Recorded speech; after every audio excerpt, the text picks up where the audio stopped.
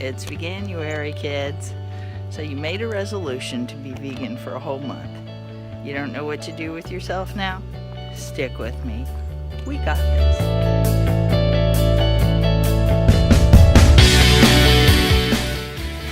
And it is literally not morning. I've been having a rough day of it, I'll tell you. You ever have one of those days when everything you accomplish, nothing works out? Well, that's how my day's been so far. But I want to do a recipe that's so easy that actually should work out. My whole goal in doing these recipes was to keep it very simple. So today I want to present you with a vegan pizza. How about that? This is very, very easy, and it should really turn out to be extremely good. Oh, I got a little friend. This is my kitchen friend. She's here for the ride to see what she can do about making vegan pizza or eating one. Anyway, here we go with vegan pizza.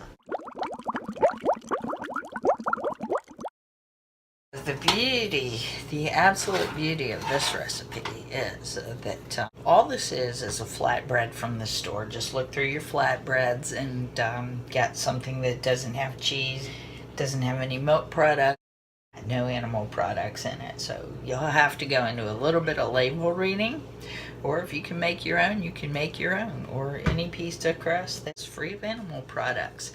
So anyway, starting with your base, this couldn't be easier. This is for a night when you come home, you're tired, you don't really want to spend a lot of time cooking. I'm going to start with 3 main vegetables here, but you can pretty much ad-lib with this one. If you have, this is a perfect recipe for cleaning out your refrigerator, and I've got a couple things here that I wasn't intending to put on it, but I will go ahead and put on it. So basically what you want to do first is preheat your oven to about 450. That's a little hotter usually than a pizza recipe runs, but you're dealing with a lot of liquid here, so you know that just kind of helps it burn off. Just put about a cup and a half of spaghetti sauce. So it doesn't have to be pizza sauce or anything like that. So once you have that on, just spread it. One thing about vegan pizza, and this is just a little bit different. People are used to, well, let's try for 2 cups of spaghetti sauce with this. There's so much ad lib with this recipe. So anyway, just kind of spread it out. Spread it out. Get a good coverage on it. This is a little bit chunkier too, which is kind of nice. Okay. So, what you're going to do from here is you're going to start putting the veggies on. Veggies that I always buy for this is, of course, mushrooms. We know that I like mushrooms. So go ahead and put your mushrooms on. Go ahead and put your mushrooms on. And I'll even show you which things I took out of the refrigerator that I thought might be quite nice. Now you can really build up the vegetables on this. The one thing, like I said, is when you cook with fresh vegetables, you are going to have water. And I'm going to try to help you resolve some of those too. Mushrooms are very wet. I'm going to put those on the bottom and I'm going to load it up here. Now, no wimpy pizza here. We're going vegan, we're not starving. Just spreading out the mushrooms, and pretty much I've got a nice full layer on here, about the wateriest, the most watery vegetable. And then what I'm going to do after that is I'm going to put a layer of spinach on. Spinach would typically go in my recipe, so I'm going to do that. Spinach tends to dry out fairly quickly in the oven. So we'll put that on top, and then I'm going to go ahead and put a wet vegetable on top of that.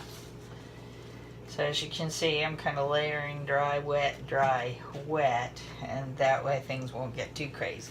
So we've got a nice layer of mushrooms, nice layer of spinach. Next, I think what we will do are onions. You can go pretty generous with this. This is about half an onion that I had the other night, and I still have some of it left, but this is pretty much using it up. So I'll just go ahead and layer that on. As you can see, we're kind of working in layers here. So anyway, okay, I had some peppers that I just really did not have a purpose for. So I'm going to put those on, just rings of pepper. And like I said, it's always good to put something over the spinach because it dries out very quickly. Pulling the seeds off as we go. And if you happen to eat 1 or 2 seeds, it won't kill you, I promise. So, we have nice pieces of pepper on there. So, these are squash noodles. The other day I made a recipe, a raw recipe with these, and I just happen to have these left over. So I'm going to take these and I am just going to place them on top here. Build them in. This gives them a new life, new purpose. So I will go ahead and put those on. These are pickle that I have, artichoke hearts. So I've had these in the fridge quite a while, and these do taste good on a vegan pizza, just as a kind of a nice little thing that you bite into and you get the taste of. So I'm not going crazy with them necessarily, but I'm going to put maybe about 8, 9 on here, something like that. So, and these really taste good on vegan pizza. I have half a jar left now. There you have it. What you're lacking in cheese, you basically have in the veggies. So we have the oven preheated, and I'm going to put it on. It's good to have a pan like this instead of cooking it right on there. We're going to check it at 15 minutes and probably finish it off at 20 minutes.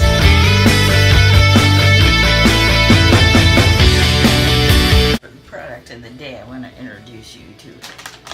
This is nutritional yeast. And let me hold it up here so you can see what's going on with it. Bob's Red Mill nutritional yeast. You can get these in a few different brands, and it is a dehydrated yeast.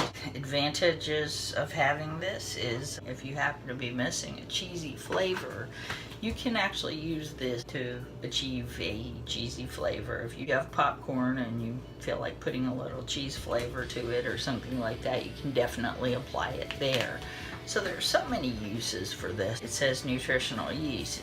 One thing vegans do not get in their diet, this has in it, and that is vitamin B12. If you feel low on your B12s or you feel low on your energy, give this a try. It's really, really good stuff, and I so recommend it. And especially in culinary feats, you want that cheesy flavor, you've got it. I keep mine in one of my famous little condiment jars, and anytime I feel like some cheese, I'll just pull this out. I think you probably pay about $4 for this. It'll last you a while, unless you just really have to have cheesy flavor on everything. Usually you can find it in your health food, or wherever they might have the Bob's Red Mill products, which they're healthier products. But if you don't, if you can't find it in a local store, say, you could always get it from Amazon. It's out there. So anyway, it is a common product. You may not find it everywhere, but definitely this is worth its weight in gold, I'll tell you. As I said in some other video, the thing that I really miss about being a vegan is the cheese. Well, this gives me all the cheesy goodness that I want. Now, I don't want to lay false claims or anything like that. It's a little bit different, but it's got that flavor. So, all I can say is this stuff is good.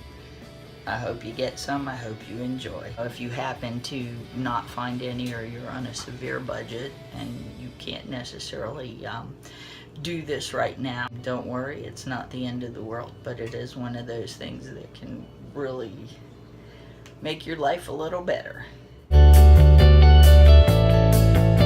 So here we are after about 20 minutes. I checked it at 15, let it go another 5, and anyway, what we're going to do is we're going to go ahead and cut this.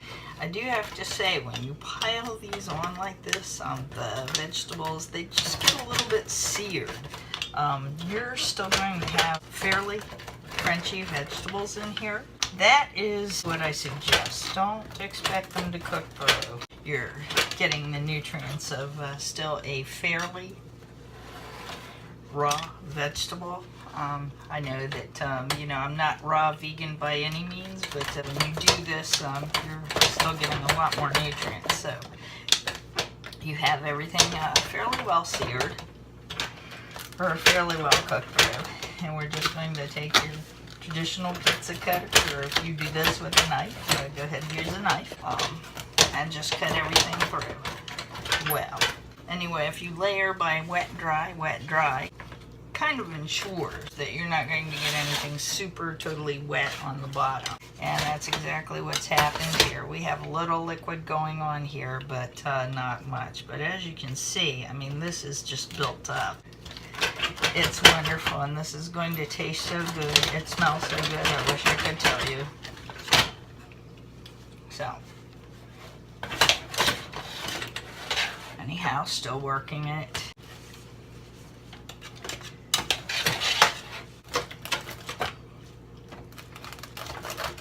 I think it is time to serve.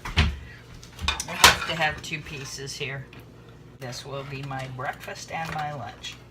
I'll probably go back for a third too.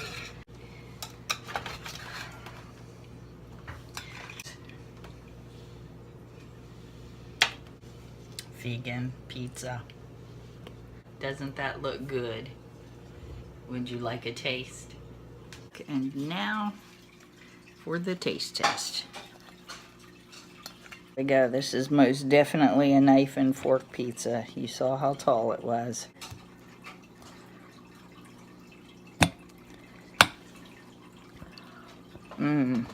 Oh my. Just wonderful. So full of veggies. And also, if you'd like, you can do this. But it tastes just as good as a standalone. As a matter of fact, I think this is the first time I've ever done this on a vegan pizza. Oh yeah. Awesome, awesome. When I write the recipe down below for this, I'm going to write it exactly as I put it together. I was actually going to write this recipe the way that I usually do it, but this time, whatever I did as far as the combination was concerned, it made the very best vegan pizza that I have ever made in my life. It was so good that the nutritional yeast did not add or detract from it. But I really want you to have this recipe just the way that I did it. Best vegan pizza I've ever made in my life. So, now you have it too. Thank you very much. If you'd like more recipes, please subscribe for more. I'm putting them on through the month of VEGANUARY, January, and I am very willing to share them with you. Thank you very much, and have a good day.